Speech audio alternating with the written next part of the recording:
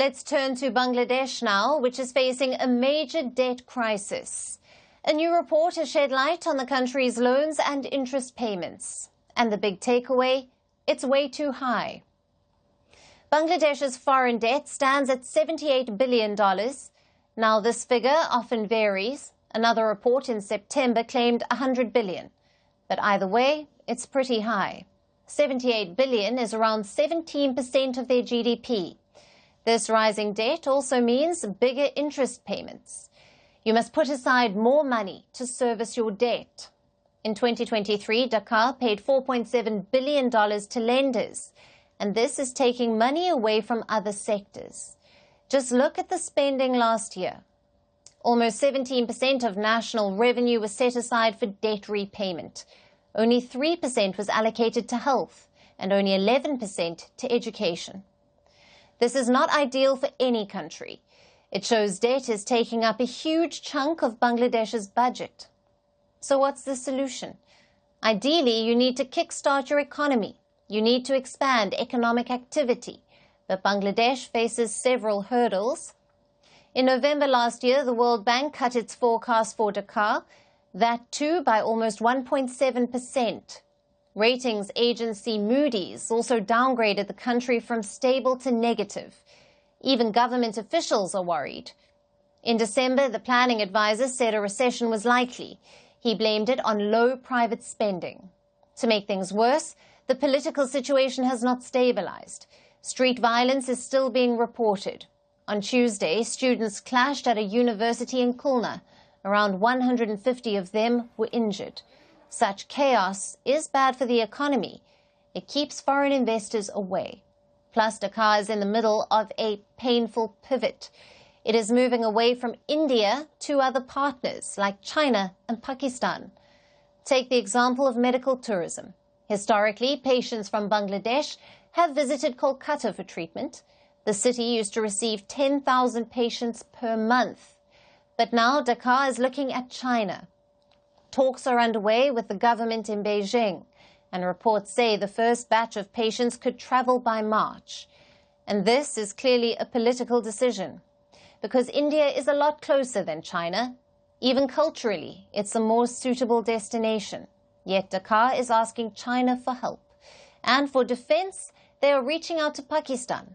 Last month, Pakistani spies visited Bangladesh. They traveled to regions close to India's northeast, including the famous Chicken's Neck. This is a small slice of land that connects northeast India to the rest of the country. So it's strategically very important. And Pakistani spies visited a nearby location, the district of Rangpur, which is just 130 kilometers from the Chicken's Neck. India's army chief has reacted to this visit. He called the trip concerning. I had used the word epicenter of terrorism for a particular country. Now that countrymen, if they go to any other place and they happen to be our neighbor, as far as I am concerned, I should be concerned about it. That they should not be able to use that soil to kind of send terrorists to India. Dhaka must get its priorities in order. The first priority is to bring peace to the streets, to restore law and order. Only then will investors take Bangladesh seriously. Second, it needs to work with its neighbors, not against them. India and Bangladesh share a 4,000-kilometer border.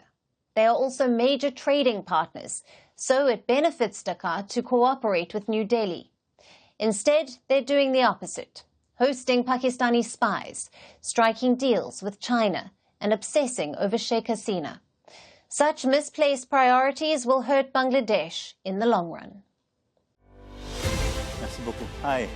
How are you? Very well, thank you. Thank you for being here. Namaste, Mr. President. Bharat ke logon ko meri namaste. How many people generally follow you in interviews? Typically, in a month, we have viewers up to 150 million. That's more than twice the population of France. And in the last 2 years, we had 3 billion viewers. So I say, Lohon, this is your chance to be famous. You're on Firstpost. One word to describe your equation with Prime Minister Modi. Amitié. As India and France work together, are you creating a new era of non-alignment in the technology space? India is a training superpower. 1 million engineers a year. more than all of Europe and the US combined. So we have that partnership. We have a partnership on the environment and the economy. We also have civilian nuclear programs, and that is something we've developed far beyond the France-India relationship. So we want to work together on AI. And then comes China with its DeepSeek, creating models at a fraction of the cost. Did that innovation take you by surprise? Did that breakthrough make you sit up and think, what did the Chinese do and how? But what did DeepSeek do? They took everything that was already available from the last AI model, and then they recalibrated it. So are you going to ban Chinese AI in France? So we don't have this American approach of banning tech because of where it comes from.